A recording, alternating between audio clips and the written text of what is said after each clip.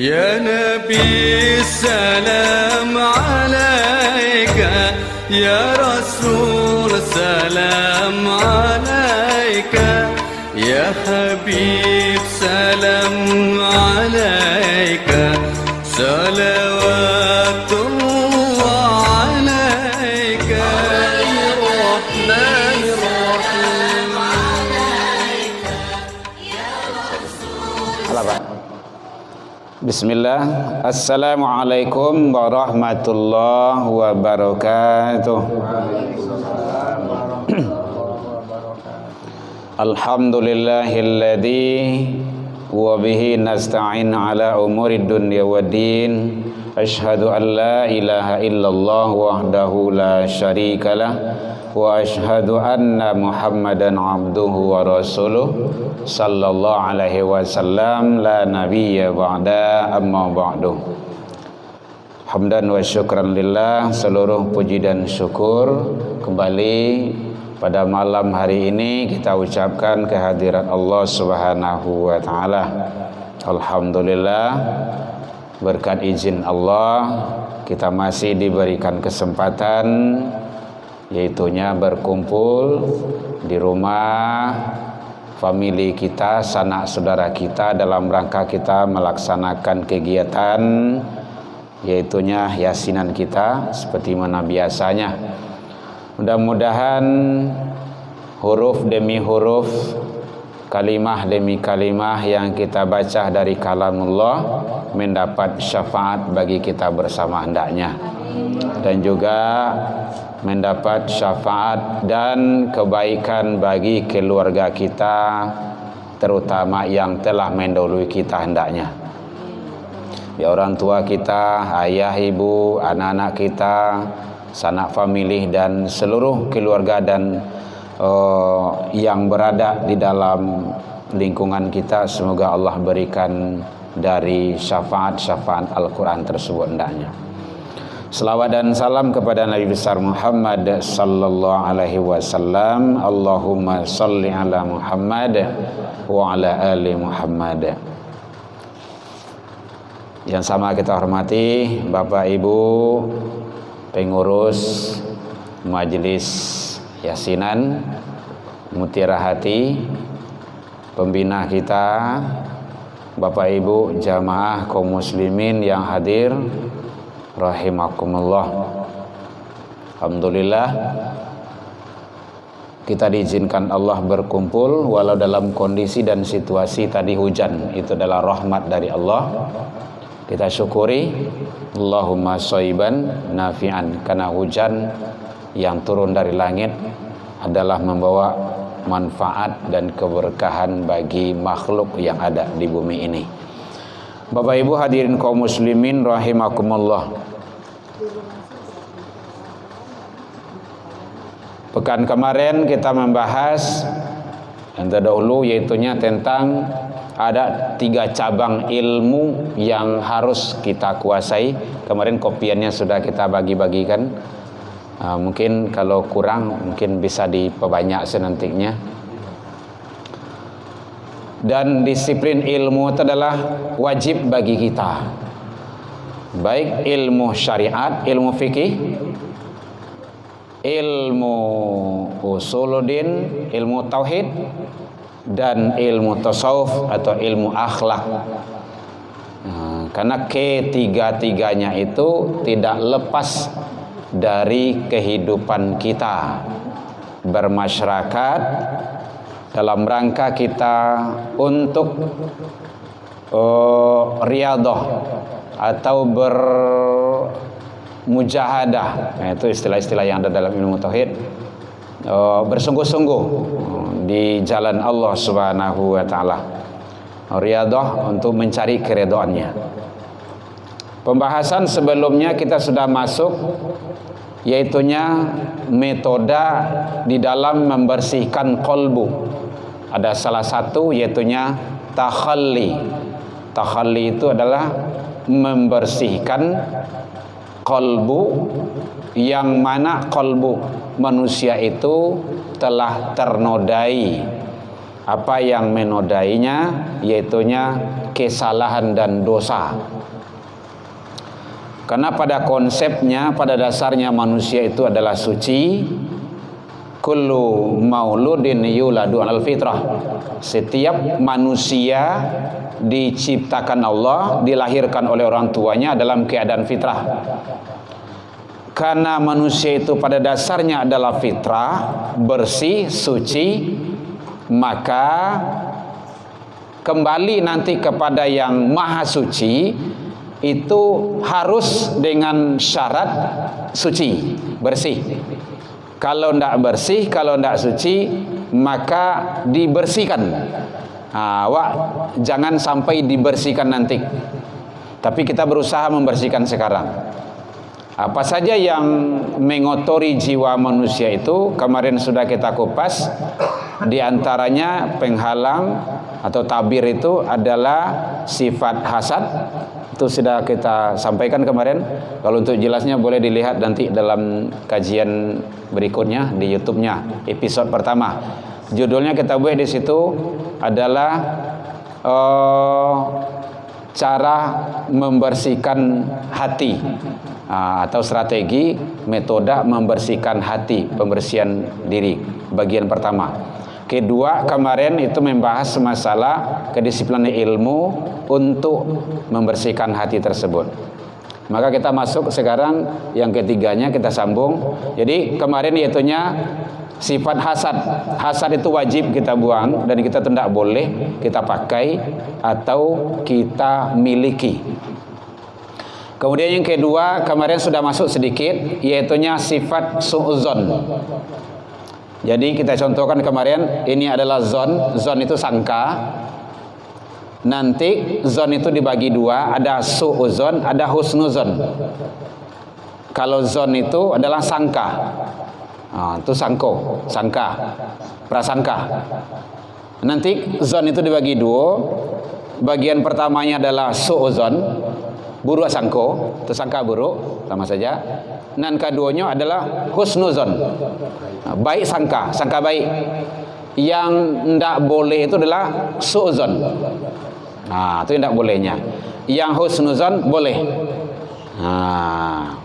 Jadi itu sudah kita uraikan sedikit kemarin. Landasannya Al-Quran, yaitunya surah Al-Hujurat, surah ke-49 ayat yang ke-12. Ya ayyuhalladzina amanu jtanibu katsiran minazzon. Hai orang yang beriman. Jadi yang dipanggil oleh Allah orang beriman, jauhilah daripada kebanyakan, yaitunya prasangka.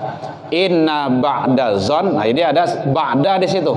Sesungguhnya sebahagian. Kan sebagian tuh. Jadi tidak sadar itu doh.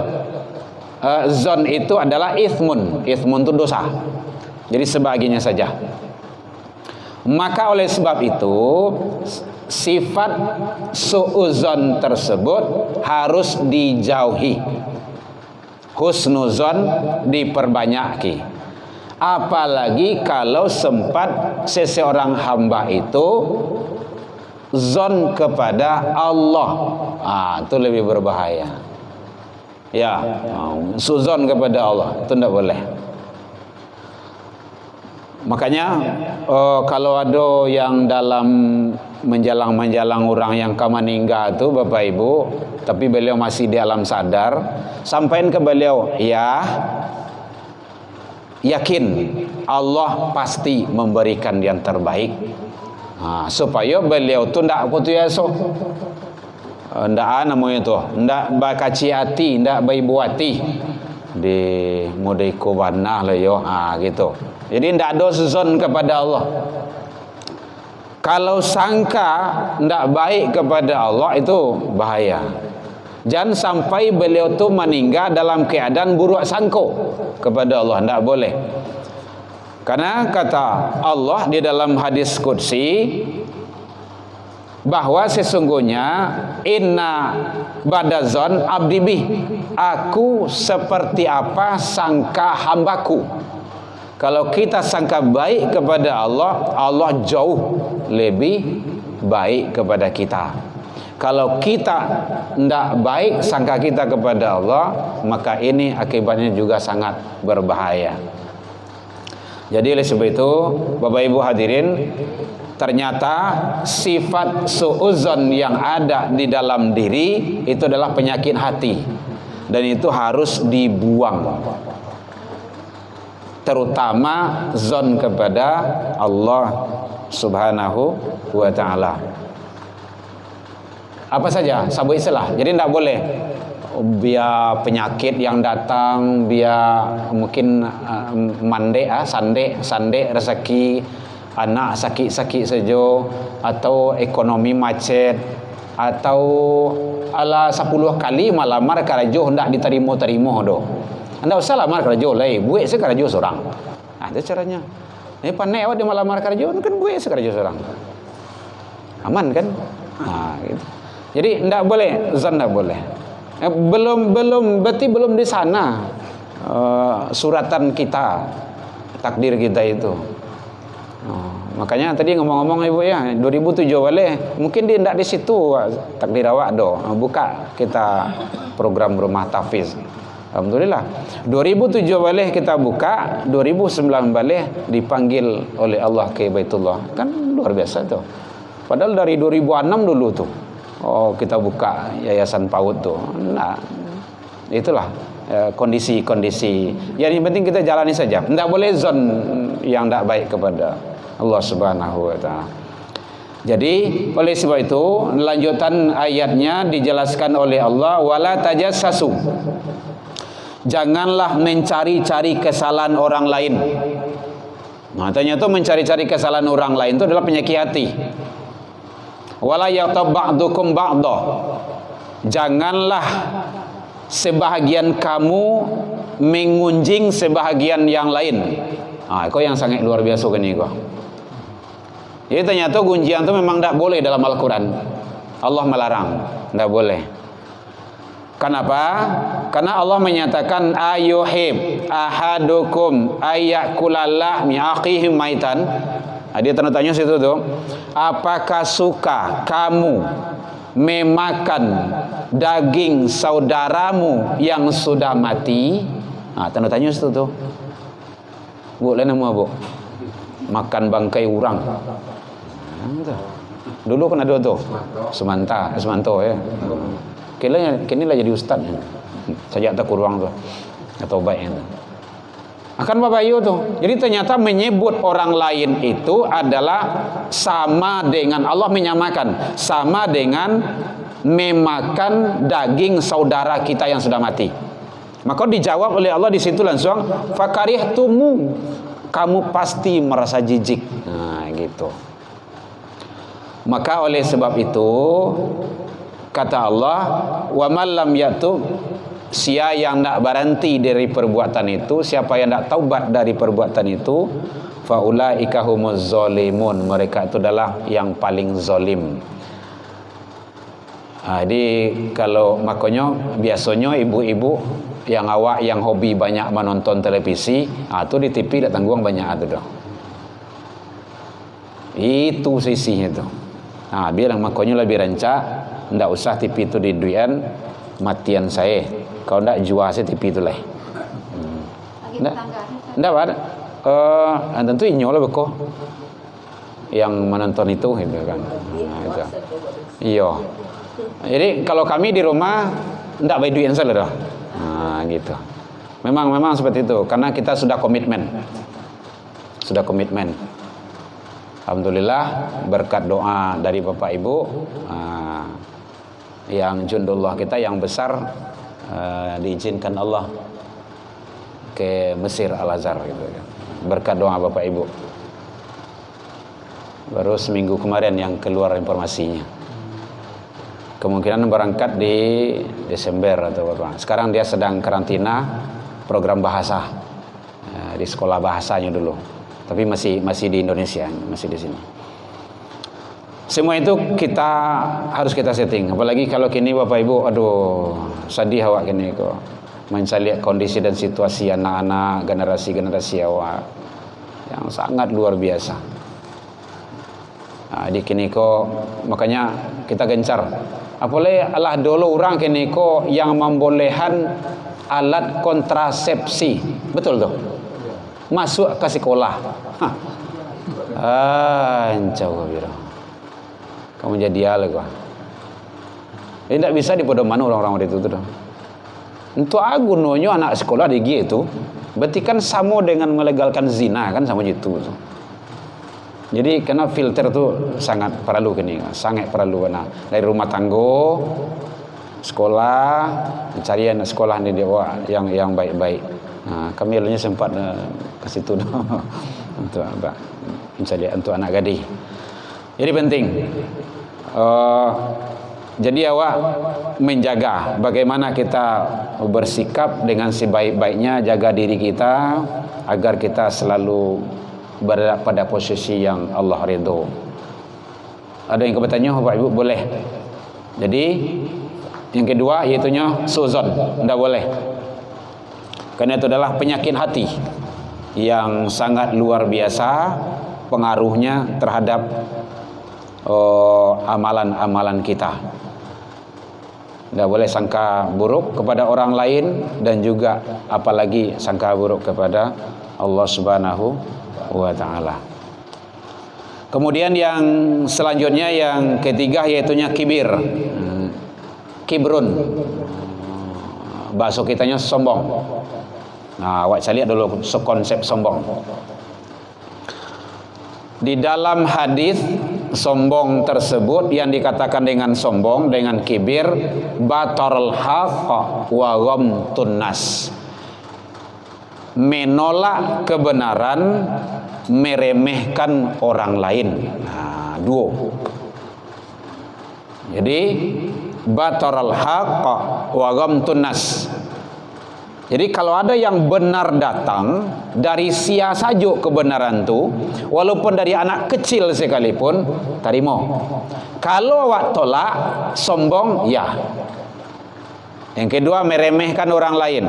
Walau bagaimanapun status, strata sosial kehidupan seseorang itu, tidak boleh diremehkan. Kalau kita remehkan, sombong, iya. Ini dua. Dalam tinjauan hadis kata Rasul Sallallahu Alaihi Wasallam. Jadi sombong tu bukan setiap harinya berganti baju tarui, beli Shopee gitu kan. Sombong benar mah, bukan itu. Atau nyo diimbau nyo ndak terangah di nyo do sombong. Kan awak cok anak itu dia deh sombong si anu tebak disapu nak menceliak dos gitu kan. Ya mungkin tak terangah gitu kan. Nah, lantiangnya batu terangahnya celik itu mah. Jadi dua sombong, menolak kebenaran, meremehkan orang lain. Jadi tidak boleh.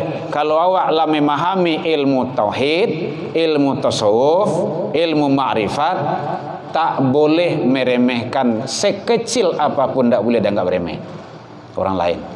Muliakan, hormati. Bapak Ibu hadirin kaum muslimin rahimakumullah. Makanya Rasul menyatakan man tawaddu'a rafa'ahullah. Siapa yang tawadu, rendah hati, Allah akan mengangkat derajatnya. Itu pasti. Wa man takabbara, siapa yang sombong, yang takabur, wada'allahu, Allah akan menghinakannya. Mungkin kita tahu Fir'aun itu kan hebat itu, gagah dengan kekuasaannya.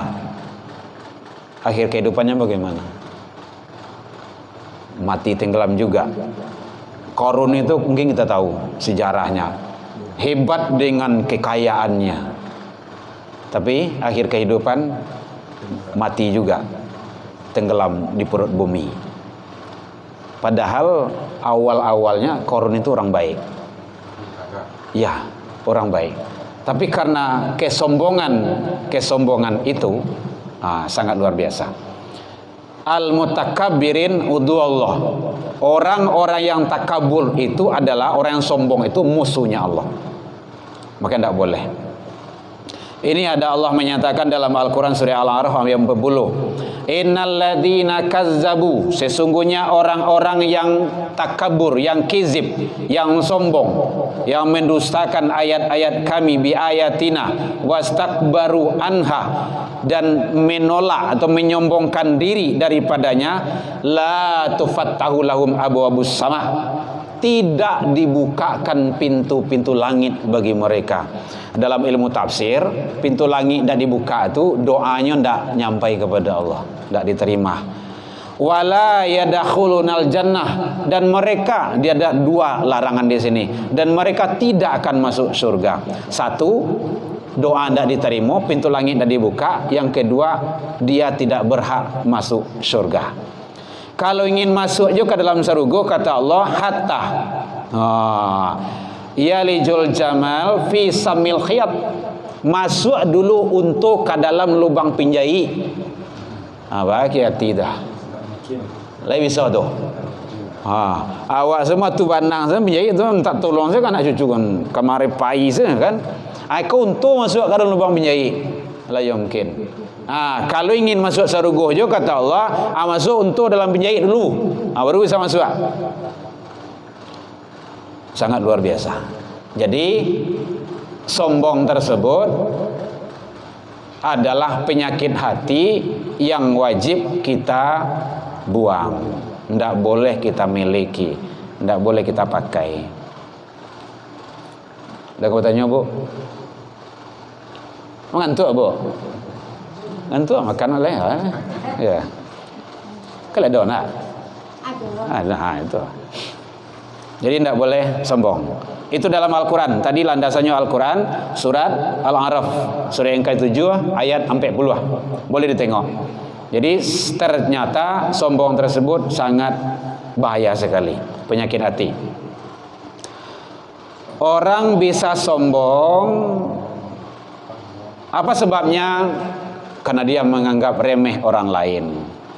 Dia bisa terjebak ke dalam sombong karena dia merasa lebih besar dari orang lain. Orang itu akan terjebak ke dalam kesombongan, dia merasa lebih dari orang lain. Itu sangat berbahaya. Jadi kalaulah menganggap lebih ya, itu kunci itu.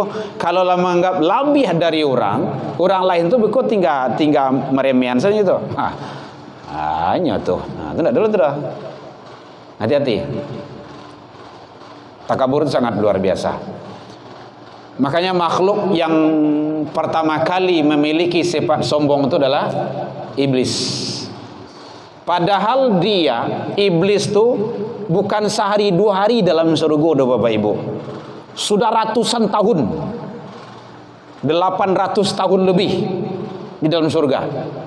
Tapi karena kesombongan seketika itu tuh, wa idz qulna lil malaikati isjudu li Adam, tak kala Allah menyampaikan kepada seluruh penduduk surga untuk sujud kepada Adam, fasajadu, sadualah sujud, kata Allah, sujud sadunya kan, illa iblis. Kecuali iblis. Anas itu yang di kerajaannya, dia itu aba wastakbar, dia menolak dan menyombongkan diri. Dua, menolak dan menyombongkan diri. Masya Allah. Kan menolak kebenaran tadi, definisinya tadi, kemudian menyombongkan diri. Kecilnya bahwa khalaqtani, kami, kok bahasanya kok menantangnya tuh, kami khalaqtani finnar, kami diciptakan dari api, wa khalaqtahu min tin, inyo Adam tuh diciptakan dari tanah, masuk kami kasujud le kayaknya ndak mungkin tuh do, nyo kapatang kok baru tuh. Menolak, menyombongkan diri, tuh Bapak Ibu tuh, ini ndak boleh. Jangan tolak kebenaran, jangan remehkan yang lain. Maka oleh sebab itu, karena kesombongan tersebut, apa yang terjadi? Iblis keluar atau dikeluarkan? Ini beda tuh. Dikeluarkan, diusir. Kalau keluar berarti ini inisiatifnya seorang tuh mah. Ambo keluar lagi sih. Enggak, tapi dikeluarkan. Waduh, luar biasa. Jadi mari kita sama-sama kita jaga kolbu kita, hati kita. Kalau ada mulai tabetik sakete, itu adalah pengaruh daripada iblis. Naudzubillah. Kita berselindung kepada Allah, istighfar, atau banyak baca ta'awuz, atau baca Rabbi a'udzubika min hamazatis syayatin Rabbi ayyahdurun. Itu doanya. Rabbi a'udzubika min hamazatis syayatin Rabbi ayyahdurun. Kita mohon kepada Allah. Ingat Bapak Ibu, inyo nampak awak indak nampak inyo doh. Ingat tu, nyo mudah mengeduh awaknya. Kamu awaknya nyeturian, tapi awak ndak nampak inyo doh. Makanya bentengi selalu diri kita, keluarga kita, anak turunan kita. Dengan apa? Dengan kalam-kalam Allah.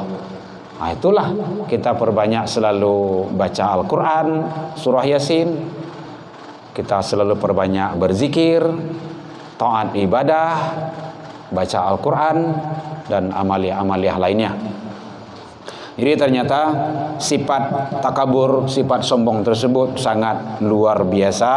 Karena itu meracuni, merusak, dan membahayakan diri kita di sisi Allah Subhanahu wa ta'ala. Ada yang bertanya, Bapak Ibu? Boleh.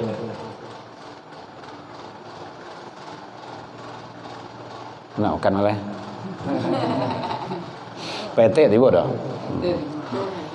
Bapak Ibu hadirin kaum muslimin rahimakumullah. Jadi penyebab sombong, kita masuk.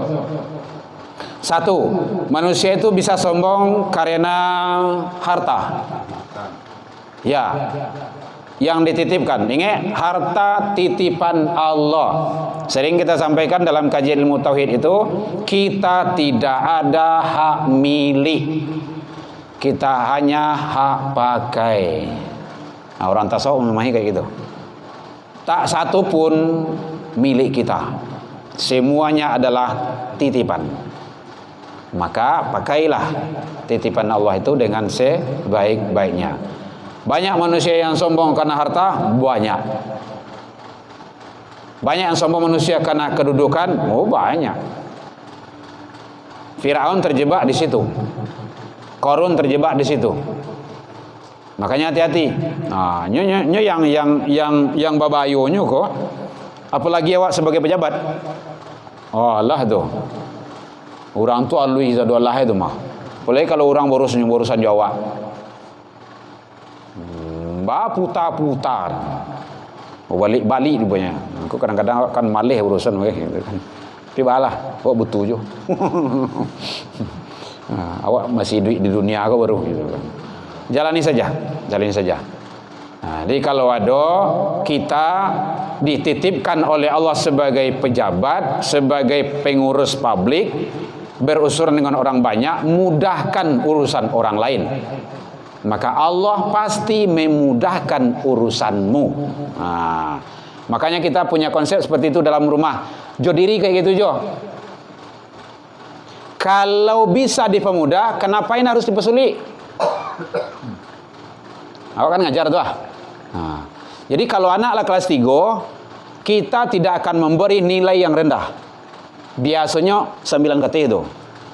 Jangan gara-gara pinah awak cie, anakku kan masuk polisi, nilainya harus 8 KT atau 9 KT. Tiba dia awak lagi hanya 7 atau 7,5 atau 8. Sementara 9 nilainya. Gara-gara nilai agama cie, bara zalim awak dah. Ndak jadi masuk polisi dia. Contoh kayak gitulah. Contoh. Makanya kita kok baca komen. Pokok salat. Nah gitu. Jago. Nah gitu. Ya kok kepandai seorang tu gitu kan. Hendak pandai itu urusan inyo lah itu. Urusan awak mudahkan urusan orang lain. Itu penting. Nya kadang-kadang kan baturian le idealis itu kan ndak lemu dah. Oh kok udah periode. Nah itu idealis memang gitu tuh. Jadi oleh sebab itu hati-hati kita. Jangan sampai kita terjebak karena dititipkan oleh Allah pangkat dan jabatan, sementara pangkat dan jabatan itu membuat kita sombong, menolak kebenaran, meremehkan orang lain. Nyo dakwah nasihat kata manurun ko lah suanya bu. Nyo nan susahnya kata mendaki ko. Cobalah nasihati pemimpin tuh, masuk penjara ko. Tapi bahalah gitu kan. Nyo memang nyo nan salah. Masuk peraturan dibuat peraturan yang bertentangan dengan aturan-aturan Allah. Tentu ndak ketujuh doh gitu kan. Nah, tapi begitulah. Dakwah itu memang penuh dengan rintangan dan tantangan. Itu biasa. Nabi dan Rasul juga kayak gitu. Jangan heran pula Bapak Ibu. Nabi dan Rasul itu bukan hanya dikucilkan, tapi malah ada yang dibunuh. Ah, gitu. Ada yang mati itu bunuh itu para nabi itu. Itu adalah risiko dalam menyampaikan sesuatu kebenaran. Yang penting kita tidak boleh putus asa menyampaikan kebenaran itu. Jadi makanya Bapak Ibu awak berdakwalah dalam rumah tangga awak. Sampaikanlah kepada anak-anak awak yang benar. Kalau nyendak solat marahi mereka. Berang. Nah, sebenarnya berang itu tidak ada, sebenarnya nasihati. Dalam Islam kan tidak boleh ghadab gitu kan. Tapi nasihat wa tawasau bil haq wa tawasau bis sabar. Nah, jadi manusia bisa sombong karena kedudukan, pangkat dan jabatan, bisa. Manusia bisa sombong karena harta yang dititipkan oleh Allah, bisa. Hati-hati. Yang punya mobil, hati-hati. Jangan sombong. Kenapa? Meremehkan orang yang di bawah-bawah awak. Karena nanti itu yang akan menjebak kita. Hati-hati, harta nanti itu dua akan ditanya. Min aina iktasabahu, dari ma didape, wa inna anfaqahu, kama di pagunuan. Nah, itu makanya tadi Ibu ya, ngurus di negara aku susah itu kan. Kok meleh wak itu kan. Jadi penting, hati-hati. Makanya bajale-jale saja wak. Baik elok-elok saja. Makanya para suami carilah yang halal, kasihlah makan anak dan istri kita yang halal. Malah kita punya prinsip, awak ndak berani makan di luar kalau ndak mau ajak anak dan istri. Ah, yang Bapak Ibu tuh. Tapi tadi lezin tuh, lezin tadi tuh. Buya kama pai itu majelis yasinan. Aku buya pasti ndak makan rumah kan. Yo. Karena memang dari dulu sabui. Jadi kalau mau yasinan ndak usah masak kan. Aman saja rumah lain. Biasanya kayak gitu. Ambo kalau tidak makan tuh memang pusing Bapak Ibu. Betul penting. Bapak itu karena nanti awak akan ditanya, kamu enak makan di luar dengan teman-temanmu, anak istrimu kamu kasih makan apa? Ambo udah siap itu dah. Mohon maaf Bapak Ibu ya. Kadang-kadang awak rapik di sekolah, rapik di kegiatan-kegiatan lain kan, ambo bawa nasi itu pulang tuh. Buya makan dulu. Iyalah, di anu salah, di rumah salah sama kan. Ambo tak kaja salat zuhur kan. Alasan enggak banyak kok. 1001 alasan mah. Itu kan. Langsung pulang kan. Jadi apa yang kita nikmati itu coba cicipkan, nikmati oleh keluarga kita. Karena nanti Allah akan minta itu. Jadi ya pertanggungjawaban. Jadi oleh sebab itu mari jangan sampai gara-gara titipan Allah yang sedikit itu manusia bisa sombong karena anak turunan. Kok di komplek kok hati-hati kok. Awak banyak anak gitu kan. Orang tak punya anak gitu kan. Tiap pagi mau buang anak sudah mau ke rumahnya tuh. Itu tak singgungnya gitu kan. Itu ibu hati gitu kan. Hati-hati. Jadi kalau ada orang yang belum punya keturunan, jangan masalah anak dibaca kayaknya. Masalah yang lain. Ibu dia. Itu namanya menjaga perasaan namanya. Apalagi kalau di Minang. Jadi oleh sebab itu Bapak Ibu hadirin, karena turunan bisa manusia terjebak ke dalam kesombongan. Nyo keturunan bangsawan. Nyo darah hitam, darahanmu itu? Darah biru, darah hijau itu kan. Nyo ndak berdarah, macam-macam lah itu kan. Ndak boleh. Biasa saja. Kita ini di sisi Allah tuh sama. Inna akramakum indallahi atqakum. Orang yang paling mulia di sisi Allah adalah orang yang paling tinggi ketaatan dan ketakwaannya. Tidak ada lain daripada itu. Jadi oleh sebab itu, maka bahkan sampai Allah menyatakan dalam surah Luqman ayat 18, wala tusair khaddaka linnas. Janganlah kamu memalingkan mukamu dari manusia karena sombong. Dari jauh pun saya lihat awak dah. Lah tibur muka melengah saya nyoleh. Nyodot singgung petang tu. Anda boleh. Tu bayu tu. Ini kata Allah nih. Dalam di sana larangan wala tusair khaddaka linnas. Janganlah kamu memalingkan wajahmu, mukamu sesama teman, sesama manusia karena sombong. Hati-hati itu. Jadi itu sangat bahaya sekali. Karakter-karakter yang seperti itu di dalam surah Luqman itu dijelaskan oleh Allah Subhanahu wa taala. Dan juga dalam ayat yang lain wala tamshif fil ardi wala tamshif fil ardi maraha. Janganlah kamu berjalan di muka bumi dengan orang bicara angku dan sombong. Carilah salah jalan orang sombong dengan orang yang tidak sombong. Orang yang tawadu dengan orang yang angku, orang yang sombong, carilah. Beda jalannya itu. Mandonga saya itu. Itu. Tawadu itu kan dia. Innallaha, sesungguhnya Allah la yuhibbu, tidak menyukai orang-orang yang membanggakan diri. Itu dalam Al-Quran. Jadi hati-hati. Juga bisa manusia itu sombong karena ilmu.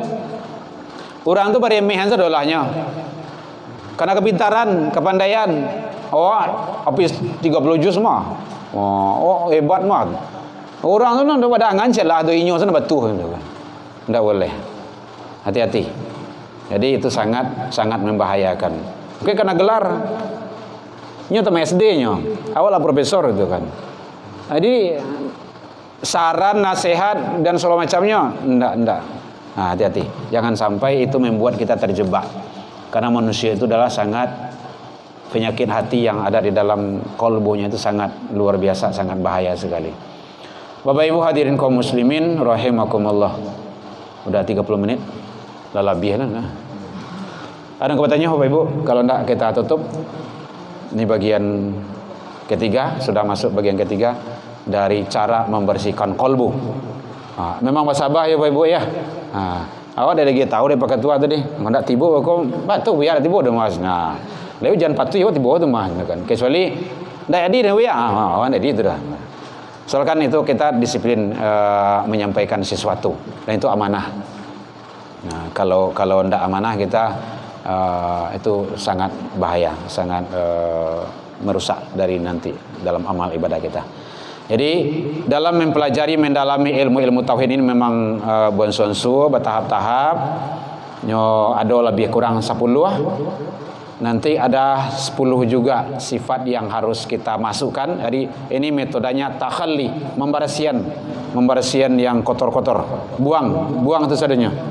Nanti ada namanya tahalli, masukkan yang baik-baik. Apa saja nanti ada nanti. Baru nanti tajalli. Tajalli itu bermunajat, sudah berhubungan baik kita dengan Allah Subhanahu wa taala. Ada metode-metode dan amalan-amalan yang ada kita lakukan nantinya. Bagaimana zikir-zikirnya yang bagi. Baik, demikian saja karena tidak ada yang bertanya. Mungkin kita sudah dingin. Doa. Pak Ketua salah.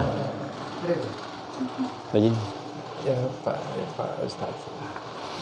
Baik, kita mohon bermunajat kepada Allah Subhanahu wa taala dengan harapan doa dan permohonan kita diijabah oleh Allah Subhanahu wa taala.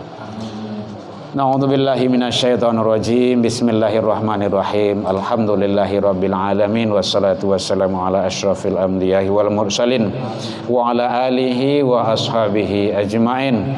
Allahumma kafi Muhammad wa syafaati Muhammad wa karamati Muhammad bi rahmatika ya arhamar rahimin. Allahumma anzil alaina ma'idatan minas sama'i takuluna idal li awalina wa akhirina wa yataminka wa razukna wa anta khairur razikin. Allahumma inna bil iman wa amisna bil iman wa syurna bil iman wa adkhulil jannata ma'al iman. Allahumma afina min kulli bala'id dunya wa azabil akhirah wa syarid dunya wa syaril akhirah. Ghafarallahu walana walahum birahmatika ya arhamar rahimin. Allahumma inna nas'aluka salamatan fid din wa afiatan fil jasadi wa ziratan fil ilmi wa barakatan fil rizqi wa taubatan qabdal maut wa rahmatan indal maut wa maghfiratan ba'dal maut. Allahumma hawwin alaina ya Allah fi sakaratil maut wa najata minan nari wal afwa indal hisab. Rabbi hablana ya Allah minas solihin. Rabbi hablana ya Allah minas sabirin. Rabbi hablana ya Allah minal muttaqin. Rabbana atina fid dunya hasanah wa fil akhirati hasanah wa qina adzabannar. Subhanallah.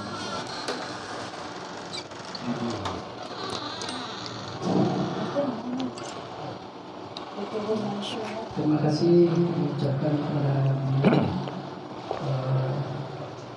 mudah-mudahan dengan bacaan surah Yasin tadi beri pada orang tua kita yang terdahulu diberi manfaat Allah Subhanahu wa taala. Amin ya rabbal Uangnya beliau untuk sampai ke lepas suasana beri ke dalam kubur dan beri teman-teman saudara. Amin ya rabbal Itu itu yang mencoba kasih bersama-sama. Kalau kita beri pelajaran baik dalam masalah ibadah, baik dalam mencari rezeki. Amin ya rabbal Dan juga usia yang disampaikan oleh Ustaz tadi, dia tadi mudah-mudahan kita dapat mengambil pelajaran dari kita semua. Amin ya rabbal Karena itu dengan usia yang telah disampaikan dia tadi, maka berakhirlah acara kita. Bila itu hidayah. Assalamualaikum warahmatullahi wabarakatuh. Waalaikumsalam. Ada Pak Ustaz. Oh iya Bu, siap.